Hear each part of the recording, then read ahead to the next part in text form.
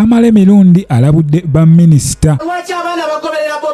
Bobi Wine ye agamba agenda maaso n'okulabisa abaffe Nwagi ne Chosen Blood kyekigenda maaso byonna mukwano gwange weekumire ku KIKA media ogenda kubanga ate ofuna ekyo kye weetaaga okumanya. Butereevu ntandise n'omukulu Kyagulanyi Ssentamu wabula nga tunaba kubanga ate tusumbuka na tugenda maaso kansooke nkweka video kano ate tugende mu maaso.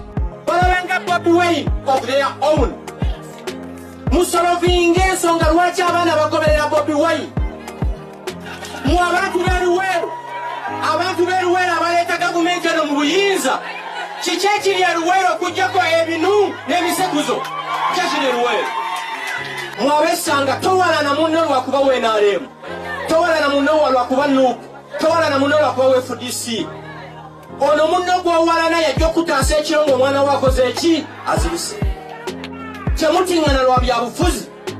Mu butuufu mubyewuliriddeko anti Adamu Mboozi tagiwoomya oyo ye mukulu Frank Gashumba era muwulidde ebigambo bye byonna. Kati nno Bobi Wine yavaayo n'agamba kati bano kambalabise era eyo gye yajja idea ey'okuba oluyimba olwa labisa omwali Nubianly Zex inch 10 birangirangi Fefebusi kosa n'omukulu Kyagulanyi Ssentamu. Wabula kati uwenjogerera sawa zino mukwano gwange omusajja oyo gw'owulidde mu maloboozi ago oba gw'olabye mu vidiyo eyo sawa zino ali under MK movement yasala dda eddiiro. So Bobi Wine yavaayo n'akuba oluyimba luno era mu luyimba luno ojja kwekanga nti mulimu aba Central bayitirivu talina gwasongamu mumwa wabula wobanga owulira kikwatako oweekube mu mutima ate okyuke. Of course naye woba otunulidde ekyo ekintu muganda wange ekyo kyafuuka kya bulijjo kati yafuuka kyayi abantu tubalaba eno babajjo leero ali eno enkyali eri bafulu figa so ekyo tekikyakola nnyo mawulire era if I'm to finalize this nyinza okugamba nti kino kyonna kyetoololera kasente kale kasente ke kabakozesa bino byonna omanyi buli omu ayagala waafunira buli omu ayagala abe nga asobola okufuna ate kyazza eri olubuto ng'asobola okulabirira famire ye.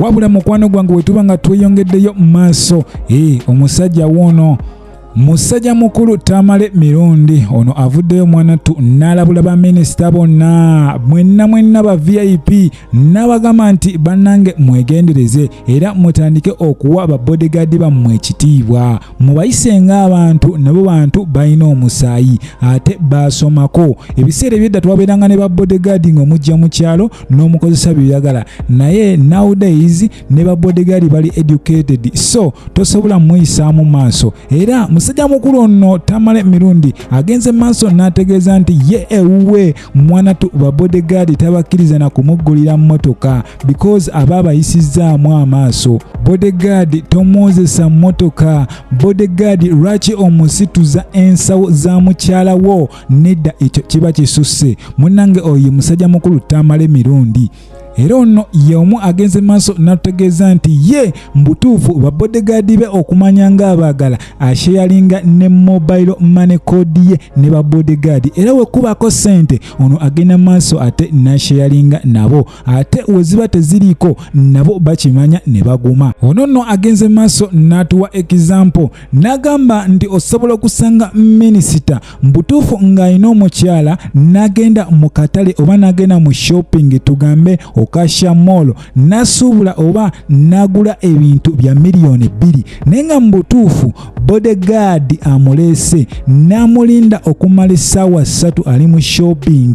Mu butuufu ye tamanyi baana be ewako balidde ki tamanyi mukyala we kyaliko amaze ebbanga nga tafuna musaala kale mu butuufu naawe omusaasira. Era Tamale mirundi wanagenda maaso n'ategeeza nti ekimu ku ebyo ebiyinza okuba nga te byaviriddeko minisita Okero okubanga akubibwa amasasi bodyguard we Wilson Sabiti kisoboka okuba nga kyavudde ku stress ono gye yabadde naye wabula nga talina buyambi bwonna bwafuna eri mukama we, because osobola okulaba mukama wo mu butuufu nga kukusa ebisawo bya ssente n'abiteeka mu nnyumba, ennyumba eyo nga gwagikuuma naye n'atasobola kuba nga ate akufunirako akantu akatono weekati, mu butuufu naawe ozimba omutima. So Tamale mirundi agamba ate musajja mukulu nayinza okuba yabadde yeekyaye n'asalawo akole nga bwe yakoze. Kale bw'atyo n'agenda maaso n'alabula ba ministers mwena mutandike okuyisa ba bodyguard ng'abantu nabo balina omusaayi, because at the end of the day musobola okuba nga ate mufuna obuzibu bwe bumu obwatuuse ku minisita. So eyo senior warning okuva eri Tamale mirundi. Nyongera okujjukiza mukwano gwange nti oli ku KIKA media, ensibuko y'amawulire wetukutuusizaako ebyo byennyini bye weetaaga okumanya n'otambula n'okumanya. Gwetanaba kubanga osubscribinga genda maaso osubscribinga, likinga genda ne mu comment section obeeko ky'oŋŋamba ate tugende mu maaso. Butereevu mukwano gwange wetweyongerayo mu maaso tumaze akabanga nga tuwulira ebibuuzibuuzi ebigambo ebigamba nti omukulu Chosen Blood n'omukyala Nwagi balina enkolagana mu nsonga y'omukwano. Awo omuntu omukulu oba okitegedde, wabula amazima gavuddeyo era ne tumanya Nwagi agwawa mu bulamu bwa Chosen Blood. Kino kyazze kitya? Tujjukira bulungi emabegakaawo musajja mukulu Chosen Blood abadde n'amazaalibwa ge, era ku mikutu egy'enjawulo twafunanga obubaka buno bwonna nga buyozaayoza Chosen Blood. Wabula abantu bangi baali beebuuza, Nwagi where are you? Nwagi oliwa? Yes, byonna tubirabye, because ono twalaba yapostinga n'emmotoka empya eyamuweebwa ng'ekirabo. That means automatically nti ono yanaaba olweza. Wabula ebirabo byonna yadde byajja naye Nwagi nga tetumulaba. Naye nga wayisa akabanga, jjukira bano bakolako collaboration mu luyimba olumu.